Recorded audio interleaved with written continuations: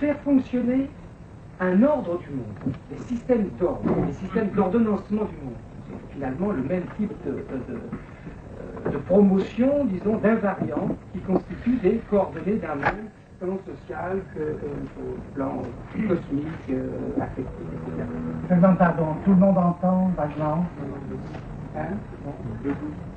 Vous voulez pas venir là, oui, c'est pas ça. Alors, si vous parlez de traces, tout le monde entend, je pense. Alors, je crois donc que, reprenons l'exemple que vous donniez des sociétés dont occupe Classe, censé capitaliser l'information par des toutes petites unités distinctives, type lettres, même un certain type d'articulation très épurée de phonèmes, avec une syntaxe parfaitement polissée, mais il y a corrélativement toute une série de composantes sémiotiques qui concourent à quelque chose qui n'est pas spécifiquement une transmission d'information, mais qui est une sorte de vie libidinale de l'ensemble du groupe, qui peut s'exprimer aussi bien par des mots que par des mimiques, des danses, ce que je sais, des tatouages, des rituels, etc. C'est ça que j'appelle les différentes composantes sémiotiques. On arrive à un ordre à l'autre bout de la chaîne, actuellement, où pour transmettre quelque chose, on peut le transmettre avec une série de messages transmis par un ordinateur. Aujourd'hui, désigner quelqu'un, ça peut être prendre un certain type de numéro qu'on fait passer dans un ordinateur, et ça peut parfaitement qualifier non seulement la localisation de la personne, mais l'ensemble de son comportement, de sa liberté, ses potentialités économiques, etc. Alors, entre-temps, je dirais, si vous prenez une image, il y a eu effondrement sémiotique, en ce sens que les modes d'énonciation collective qui intriquaient, articulaient les uns aux autres de façon indissoluble les différentes composantes sémiotiques, gestuelles, mimiques, prosodiques, linguistiques, etc., se sont trouvés réduits de telle sorte qu'il y a toujours la possibilité de les traduire en termes de quantité d'informations.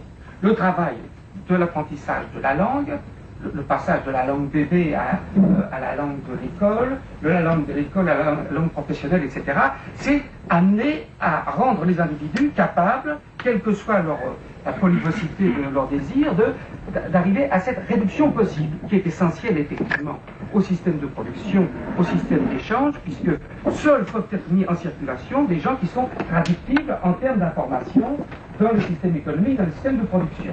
Ou sinon, ce sont des fous, des marginaux, des poètes, je sais pas quoi. Et alors, ils sont eux-mêmes renvoyés à des instruments particuliers pour les traiter, à des institutions qui vont tenir compte de ce phénomène marginal. Alors, cette opération d'effondrement sémiotique fait qu'aujourd'hui, on ne peut énoncer quoi que ce soit de son désir, de sa vie, que pour autant que c'est compatible avec la machine informatique de l'ensemble du système, aussi bien capitaliste que socialiste bureaucratique, enfin, de tous les systèmes, disons, à État, pour reprendre la classification de classe. Du coup, la seule subjectivité de référence possible, c'est celle qui rend compatible avec l'espèce humaine en général, l'espèce humaine des sociétés à État, la citoyenneté, quelque chose de cet ordre. On n'a donc plus le même rapport avec la particularisation de l'énonciation qui consistait à dire les Indiens, ils disent que des tribus indiennes disent que seuls sont des hommes les Indiens. Et quand ils voient des Blancs, ils disent ce ne sont pas des hommes. Donc leur sentiment d'appartenance à une communauté d'expression est très délimité par l'endroit où il y a cette intrication des différentes composantes sémiotiques. Je m'excuse du schématisme abominable qui consiste à prendre un point, deux points aussi éloignés que dans le champ social. Mais du coup, qu'est-ce qui se passe?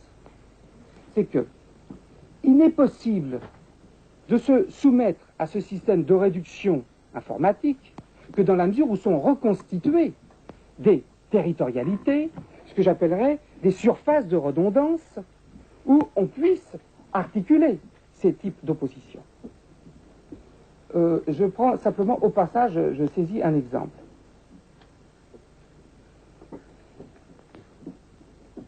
Choisir une femme dans une société comme celle de Clastres, ça n'est jamais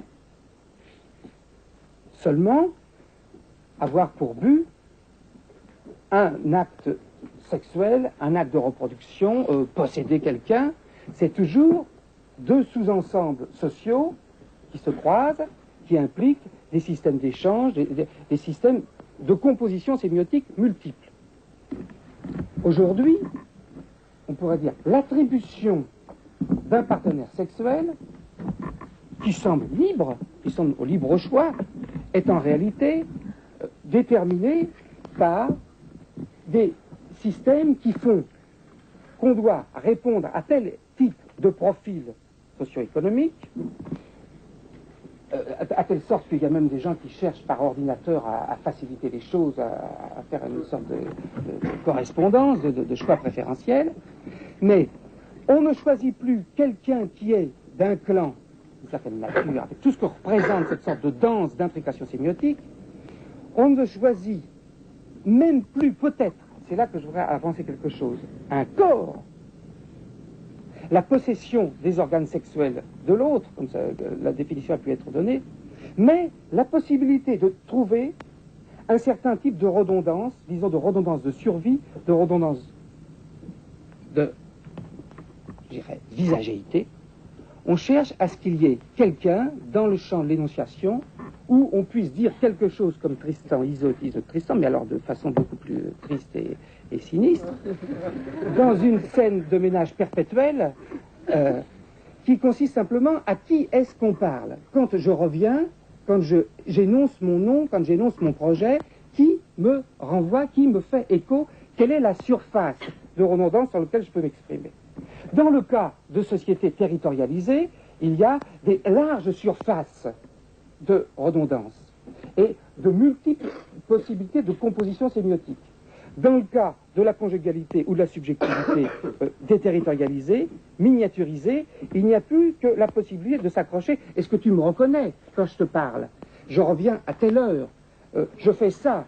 Mais ce n'est même plus tellement pour les enfants. Il y a même dissociation du rapport de visagéité, cette espèce d'empreinte dont parlent les éthologistes, ou ce rapport contact eye to eye dont parle Spitz et un certain nombre d'Américains.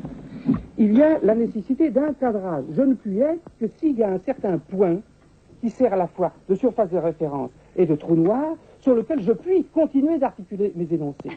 Si on m'ôte cette dernière surface de redondance ou de référence, c'est tout l'ensemble de mes coordonnées informatives qui explosent littéralement. Alors, très curieusement, on s'aperçoit que ce type d'objets que les psychanalystes ont appelé objets partiels, les yeux, le visage, juste le triangle des yeux, du nez, de la bouche, aboutit à une sorte de rapport de tutelle extraordinaire par rapport aux différents individus, puisque non seulement il n'y a plus les différentes composantes sémiotiques, mimiques, gestuelles, de danse, de groupe, etc., mais à la limite, il n'y a même plus possibilité d'un exercice sexuel. Car on peut très bien concevoir d'être amoureux de trait de visagéité d'une femme sans du tout avoir possibilité de mettre en jeu ce que j'appellerais des sémiotiques amoureuses, des sémiotiques sexuelles, ou des choses de cet ordre, puisque l'essentiel est cette dernière prise, ce dernier accrochage de territorialisation. Donc voilà. La deuxième chose qu'on pourrait amorcer pour la suite, ça serait que, où les redondances informatiques s'accrochent sur des surfaces avec des systèmes de trous noirs, qui sont la visagéité, qui peuvent être le pouvoir au niveau de l'État, au niveau de n'importe quel système de pouvoir, il y a toujours un système de trous noirs, c'est les yeux de Giscard d'Estaing, ou c'est les yeux du leader, c'est quelque chose là. Il est quand même de chez nous, il y a quand même une possibilité où c'est la France, je me reconnais puisque je l'ai déjà vu, je peux continuer de parler, je peux continuer de produire des significations. Où il y a ce système, disons, de redondance trou noir, qui est exactement le système arborescent, il n'y a d'arbre que pour autant qu'il y ait un trou noir, ou comme on l'avait dit pour le rêve, ombilique du rêve, un endroit où toutes les choses s'organisent sur un point central, qui est un point aveugle, ou alors on peut considérer une organisation de redondance